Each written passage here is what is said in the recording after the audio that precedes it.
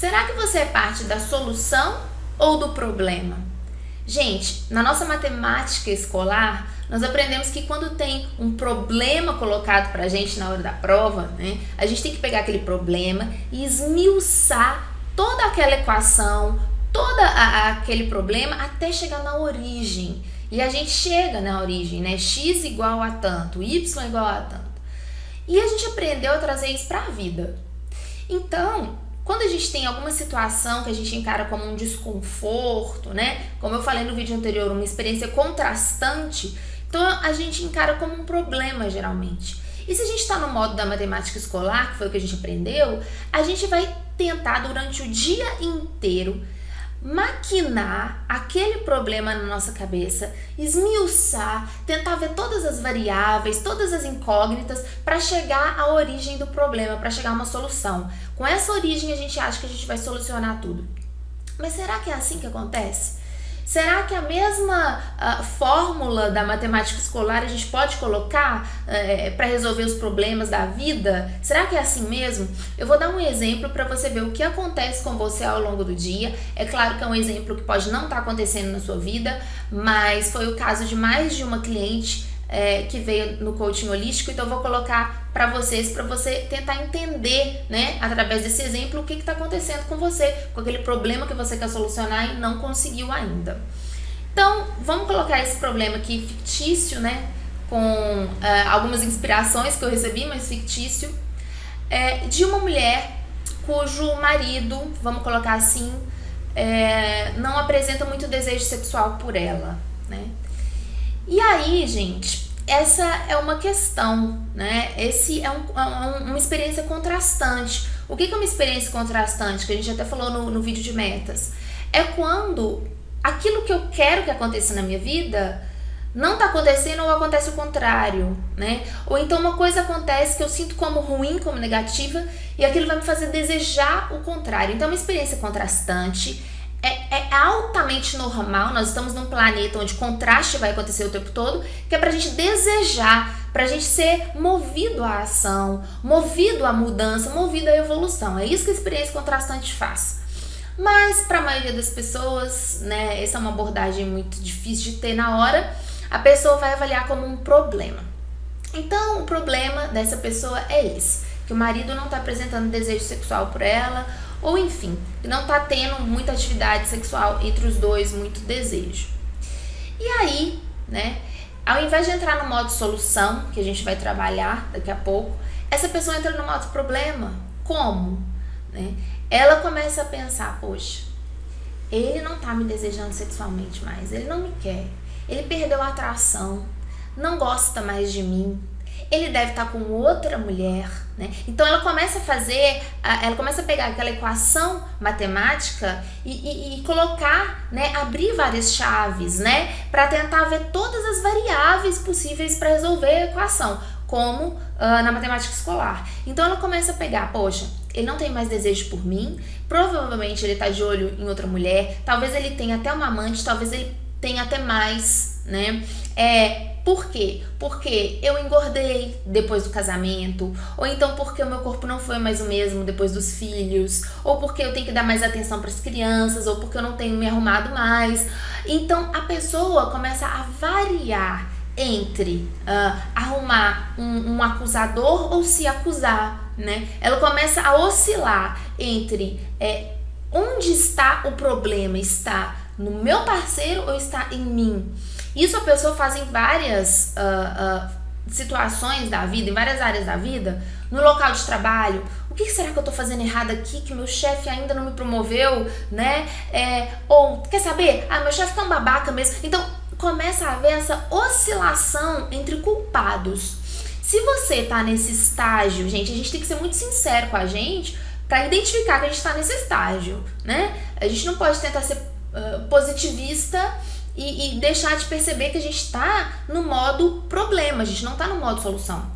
O modo problema, os estágios iniciais do modo problema é caracterizado por, né, primeiro, ficar constantemente pensando na coisa, você não consegue focar em outra coisa, né? Então se você tá com, sei lá, o joelho quebrado, a perna quebrada, né? Vamos colocar assim, a perna quebrada e não tá podendo ir trabalhar, não tá podendo ir na festa, fazer alguma atividade que você quer fazer. Mas tem várias outras coisas, né? Às vezes a sua família tá bacana, às vezes tem um monte de gente te apoiando, mas não, até aquele joelho sarar, você não vai dar sossego, você vai ficar, ai, eu não tô podendo trabalhar, ai, eu não tô podendo fazer as minhas coisas, ai, que saco, não vejo a hora disso melhorar, não vejo a hora disso melhorar, não vejo a hora disso melhorar. E aí, o que você acha que vai acontecer com o seu joelho, ou com sua perna? O que você acha que vai acontecer?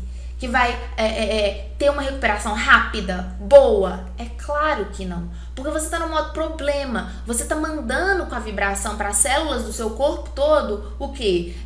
Joelho estragado, perna estragada, incapacidade de me locomover, impossibilidade de realizar as atividades que eu quero, sabe? Tendo que ser dependente dos outros. Nananã. Essa muleta me machuca. Nananã.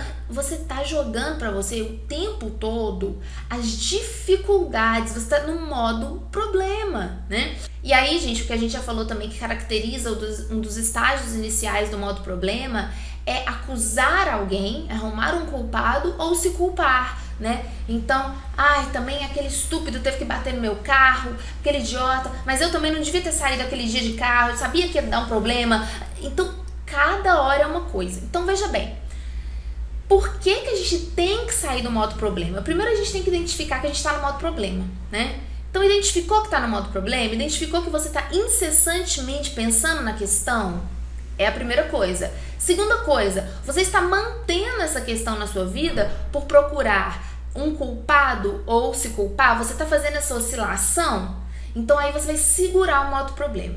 Então, identificou que está no modo problema, identificou as fases iniciais, né, os estágios iniciais do modo problema, que são caracterizados por esses dois fatores, você começa a perceber por que deve sair do modo problema, que é o que a gente está tratando agora. Por que eu devo parar de incessantemente pensar naquilo e por que eu devo parar de vibrar culpado ou me culpar, né? Existe um culpado ou eu sou culpado, por que eu devo parar de fazer isso? Porque na matemática escolar, a gente aprendeu que a gente ia chegar na origem, na solução, que a gente ia mostrar para a professora, olha, tem uma resposta disso aqui, eu achei a solução, e a professora ia te dar ponto, ia te dar total, e você ia passar de ano.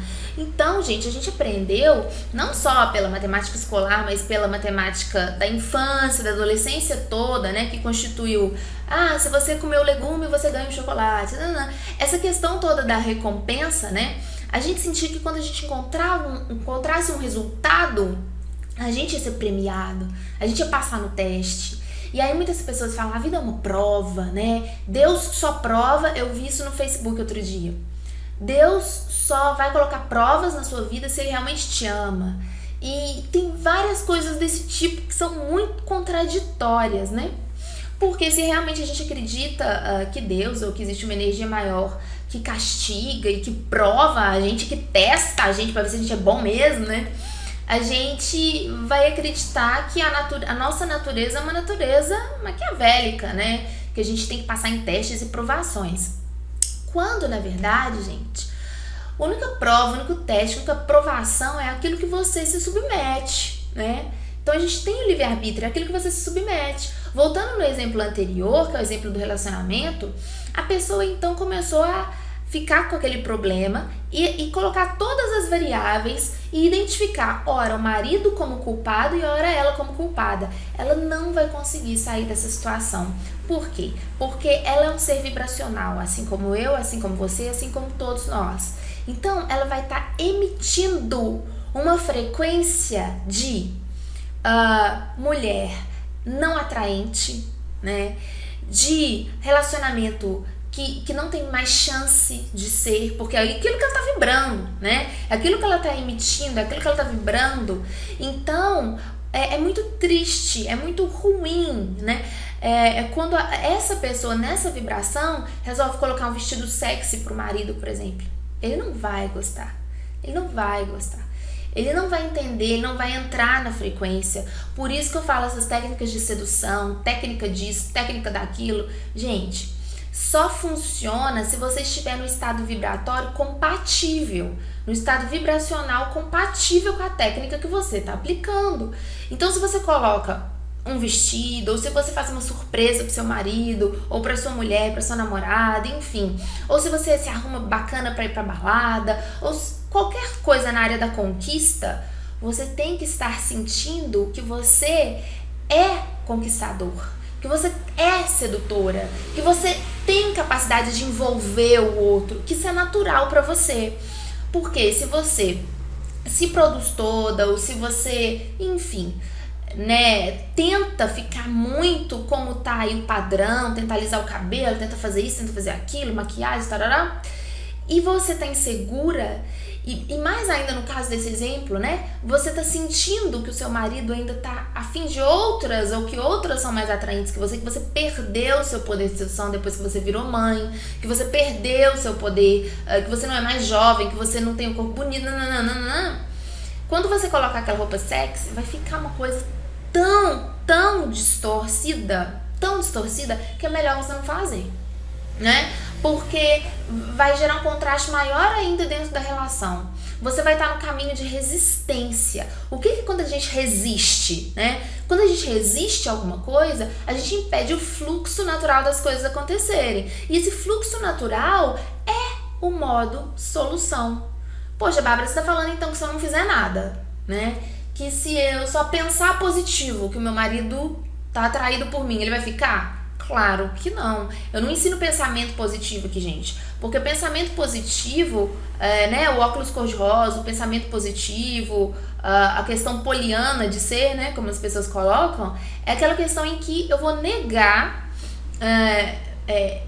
verbalmente, né, ou vou negar verbalmente, mesmo de forma silenciosa. Quando eu estiver pensando, eu vou negar aquilo que eu estou sentindo. Mas se eu continuo sentindo, adiantou? Não. Então eu posso falar, né? Enfim, eu sou bonita, eu sou atraente, eu sou sensual, eu sou. E lá dentro tá me fazendo assim, me sentir pior ainda. Porque eu tenho uma crença firme e forte, uma convicção de que eu não sou mais, eu já fui. Quando eu era novinha, não. Então, se eu tenho essa crença dentro de mim, o que eu tenho que fazer? É trabalhar essa crença. E o que é uma crença, gente? Uma crença não é uma coisa enraizada, no inconsciente, que você não tem acesso, como a maioria das pessoas colocam. E precisa de muitos anos de terapia. Uma crença é um pensamento que você continua pensando. É isso que é uma crença. É um pensamento que você continua pensando. Todo dia você vai lá e pensa.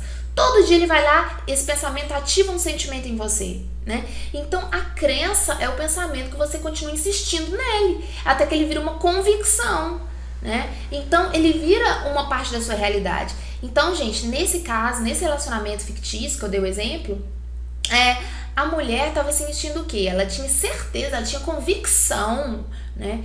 Eu já fui bonita, eu já fui atraente, já fui sedutora, né? Mas meu marido, sabe? E aí eu paro e penso, gente, olha que coisa esquisita.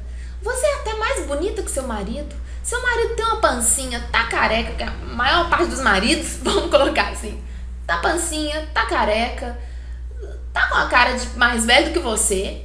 Por que ele tem a capacidade, né, na sua cabeça, tem a capacidade de envolver até meninas novas, né?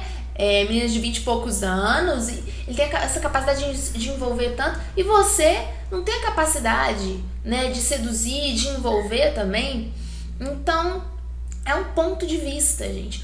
Toda crença limitante é um ponto de vista. Por isso que nas consultorias, no coaching holístico, em um mês, né, que são 4 sessões, uma sessão por semana, a pessoa tá quase zerada daquelas crenças, daqueles pontos de vista. Ela não tá zerada porque ela acostumou, ela criou o hábito de continuar desenvolvendo todo dia aquela crença. Mas durante um mês a gente trabalha essa quebra de pontos de vista, essa quebra de convicção, que a pessoa tem convicções negativas que estão limitando a vida dela.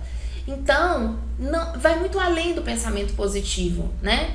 Então você não tem que pensar, fazer esforço, sabe? É simplesmente deixar de focar naquilo que te faz mal, deixar de focar no negativo, né?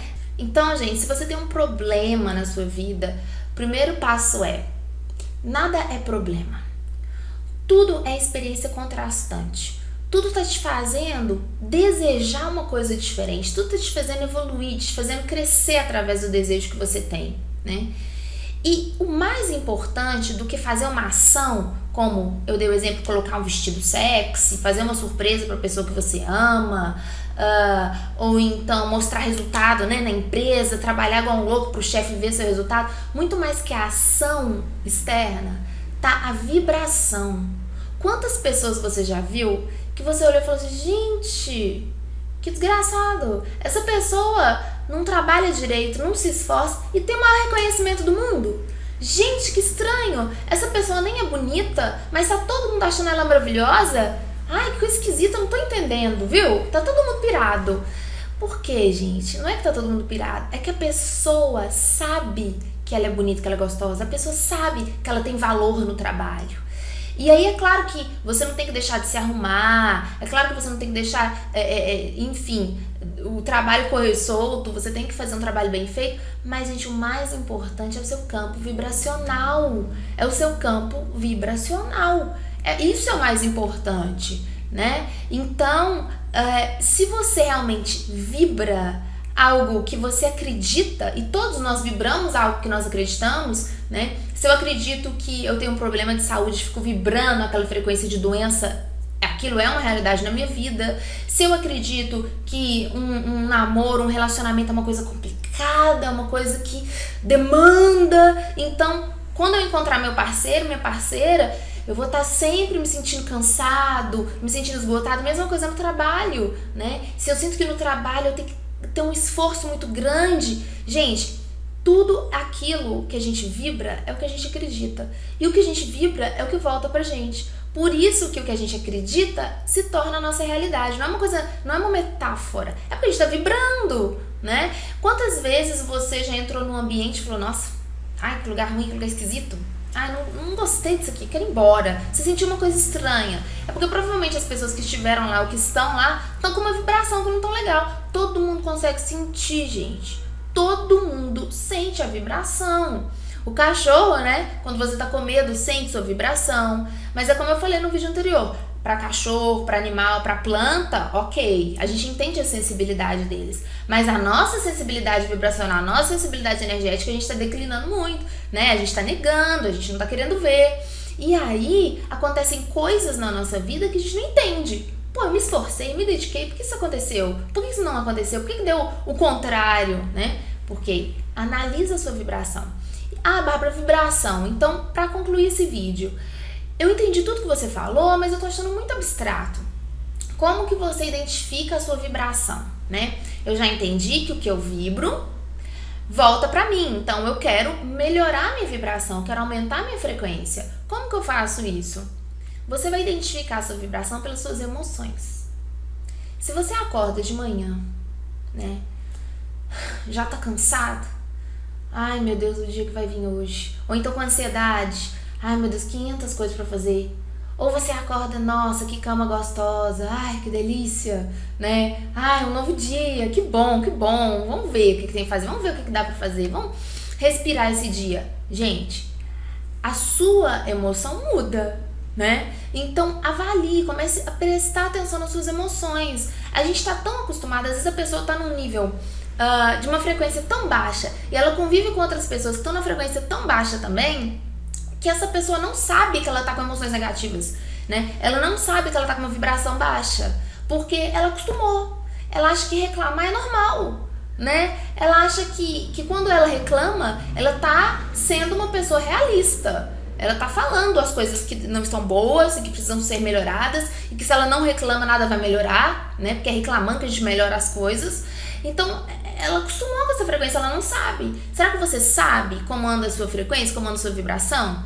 E aí, uma coisa muito interessante pra gente avaliar a nossa vibração, a nossa frequência, é lembrar de alguma fase na nossa vida ou algum acontecimento especial que rolou na nossa vida, onde a gente se sentiu assim, no topo do mundo.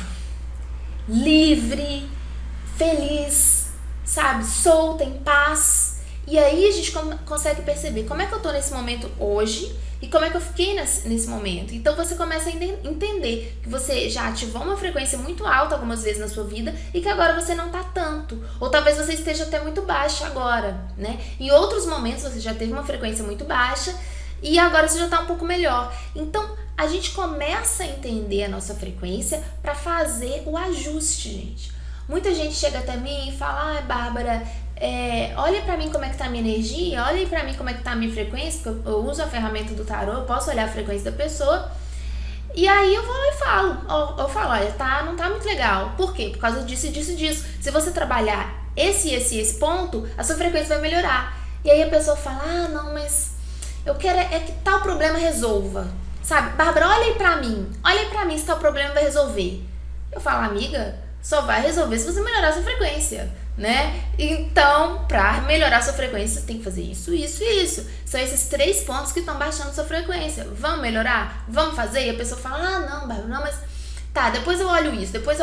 Olha aí pra mim se fulano vai voltar na minha vida, se eu vou conseguir vender o tal imóvel. E eu falo assim: gente, é claro que vai. Melhora a sua frequência, levanta sua vibe.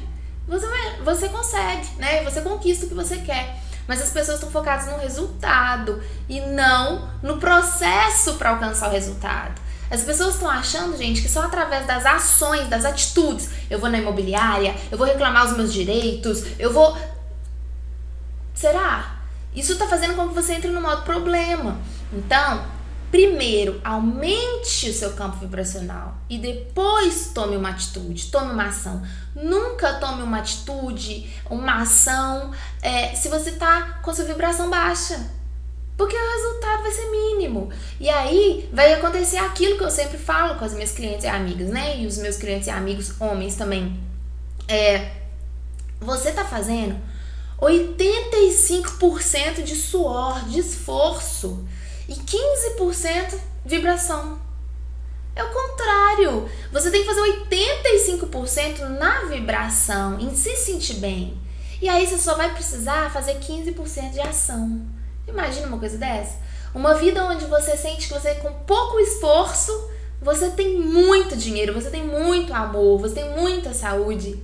Não é incrível? E é assim que funciona. Então as pessoas estão mais ralando, mais suando, mais falando: eu tô na luta, amiga, nossa, tá difícil. As pessoas que estão mais assim, estão mais atraindo esse tipo de coisa pra elas. E às vezes a pessoa que tá mais desligada, que a gente acha que é um pouco irresponsável, essa pessoa, gente, tá só recebendo, porque ela tá, em inglês a gente fala no modo easy, né? Ela tá no modo fácil, no modo solto para as coisas virem pra ela. Então, eu gostaria muito que você deixasse seus comentários nesse vídeo. Alguma vez na sua vida, alguma fase na sua vida onde você se sentiu com a vibração baixa e tomou uma atitude, será que deu certo? E outras vezes, quando você melhorou o seu campo emocional, você estava se sentindo melhor na vibração e você tomou uma atitude, o que aconteceu na sua vida? Deixe seus comentários, deixe suas experiências e suas dúvidas para os próximos vídeos. Eu preciso muito de saber o que vocês querem que a gente coloque, que a gente trabalhe, e desejo para você, de novo, um 2016 muito maravilhoso, com muitas realizações, principalmente na frequência, que aí você vai ver que tudo no externo vai ficar muito mais compatível com o que você deseja. Um grande beijo e até o próximo.